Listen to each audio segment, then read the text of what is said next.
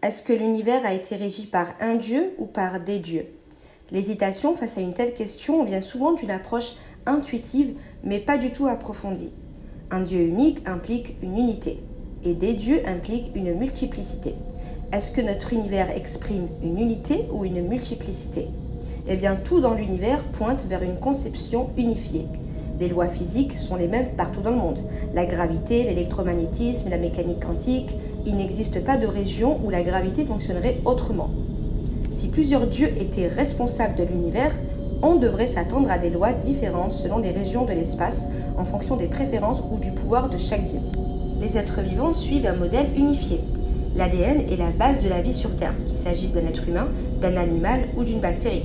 Dans un univers polythéiste où chaque dieu créerait la vie à sa façon, on devrait voir certaines créatures totalement incompatibles génétiquement avec d'autres, ayant des structures biologiques incompréhensibles les unes pour les autres.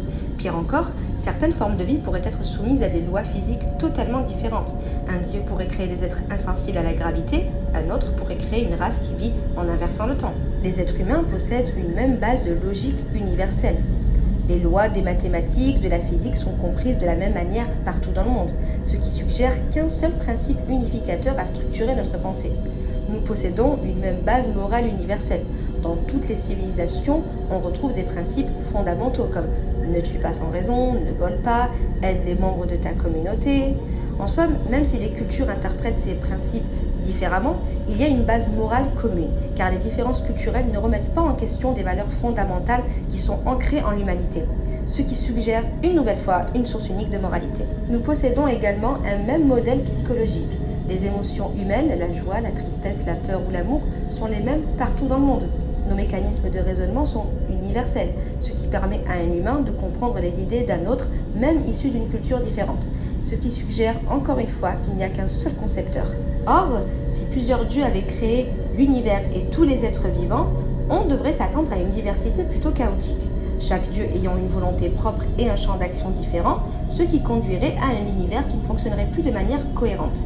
Par exemple, un dieu de la gravité pourrait vouloir une force plus forte sur une planète, tandis qu'un autre dieu pourrait vouloir que la lumière voyage à une vitesse différente ailleurs. Peut-être qu'un dieu voudrait que les humains aient un libre arbitre, tandis qu'un autre voudrait les contrôler totalement. Cette lutte conduirait à créer des contradictions dans le monde réel. Certaines personnes auraient une destinée fixée, tandis que d'autres seraient complètement libres. On pourrait observer des phénomènes chaotiques, comme des galaxies entières créées, puis immédiatement détruites à cause de querelles divines. Nous ne pourrions plus étudier la physique et prévoir les phénomènes naturels dans un univers façonné par plusieurs dieux, car les objectifs seraient divergents. Il serait impossible d'avoir une science fiable. Un scientifique pourrait découvrir une loi aujourd'hui, mais demain, un dieu pourrait la changer, rendant toute connaissance obsolète en un instant. Un dieu de la météo pourrait décider qu'il pleut du feu à un endroit et de la glace à un autre, sans raison naturelle. Un dieu du temps pourrait ralentir ou accélérer le temps selon les régions. Un dieu des mers pourrait changer la densité de l'eau d'un océan du jour au lendemain, rendant la navigation totalement impossible. En somme, un monde imprévisible, où la science n'aurait aucun sens, puisque tout changerait selon les désirs d'un dieu. C'est le principe même de la multiplicité de créateurs. Cela implique qu'il n'y a pas de principe unificateur. Certains mettent en avant l'argument de la diversité des êtres vivants pour donner crédit à l'hypothèse d'un univers polythéiste. Mais diversité ne signifie pas multiplicité de créateurs. Il ne faut pas confondre variation dans un même cadre et multiplicité des origines, car la diversité suit des règles communes. Comme nous l'avons vu au préalable, tous les êtres humains, peu importe leur couleur de peau ou leur taille, ont le même ADN, les mêmes cellules, les mêmes organes. La diversité correspond donc à des variations dans un modèle commun. Les chiens, par exemple, possèdent des différences raciales, mais partagent pour autant le même patrimoine génétique. Donc la diversité vient d'une adaptation interne à un même cadre, pas de créateurs multiples. Un peintre peut concevoir plusieurs tableaux avec des couleurs très différentes, mais cela ne signifie pas qu'il y a plusieurs artistes derrière chaque œuvre. Un seul créateur peut produire une diversité d'expressions tout en gardant une cohérence. C'est exactement ce qu'on observe dans l'univers, une diversité dans un cadre unifié. Mais si ces dieux décidaient de s'unir pour agir comme un seul, alors ça pourrait expliquer pour quelle raison notre univers ne serait pas chaotique. Alors certes, mais c'est un argument qui détruit lui-même la multiplicité et qui finit par reconnaître finalement un seul principe organisateur. Si plusieurs dieux pensent exactement la même chose, agissent de manière coordonnée sans jamais se contredire, ne créent aucune différence fondamentale dans l'univers, alors il n'y a aucune différence fonctionnelle entre ces dieux et un seul Dieu. S'ils ne font jamais de choix différents, alors ils sont comme une seule et même entité. Cela revient inconsciemment à défendre l'unité plutôt que la multiplicité. Et surtout, pourquoi plusieurs dieux choisiraient-ils l'unité? S'ils étaient réellement multiples et indépendants, qu'est-ce qui les forcerait à être parfaitement synchronisés en tout temps? Pourquoi un dieu ne voudrait-il pas imposer ses propres règles? Pourquoi devrait-il systématiquement se coordonner et ne jamais diverger?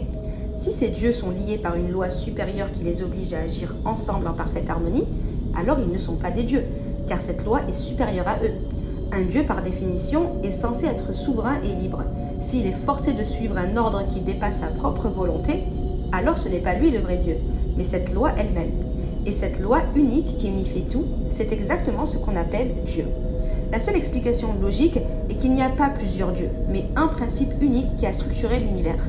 Historiquement, même dans les religions polythéistes, que ce soit dans l'hindouisme, dans la mythologie égyptienne ou dans la mythologie grecque, on observe souvent une tendance à la concentration des dieux vers une figure suprême, ce qui démontre une inclinaison naturelle de la pensée humaine à rechercher toujours une cause première unique, puisque l'idée d'un dieu reste la plus logique. Alors il y a une analogie frappante qui se dessine entre un univers gouverné par plusieurs dieux aux volontés divergentes et un univers issu du hasard. Dans les deux cas, on obtiendrait un univers imprévisible et totalement chaotique. Si notre univers était le produit du hasard, alors les lois de la physique ne seraient pas fixes ni cohérentes. Il n'y aurait pas d'ordre sous-jacent ni de structure stable. Les constantes fondamentales, comme la vitesse de la lumière ou la force de la gravité, auraient pu être complètement aléatoires et incompatibles avec l'existence de la matière ou de la vie. Mais ce n'est pas ce que nous observons. L'univers est réglé avec une précision extrême, ce qui rend l'idée du hasard très difficile à défendre. Que ce soit un univers issu du pur hasard ou un univers créé par plusieurs dieux en conflit, les conséquences seraient exactement similaires. Un monde où il n'y aurait pas de stabilité, pas de cohérence, pas de loi fixe. Or, nous vivons dans un univers rationnel, structuré et prévisible, ce qui signifie que l'univers n'a pas pu être le fruit du hasard et l'univers n'a pas pu être créé par plusieurs dieux indépendants. La seule explication qui reste logique est l'existence d'un principe organisateur unique, donc un dieu.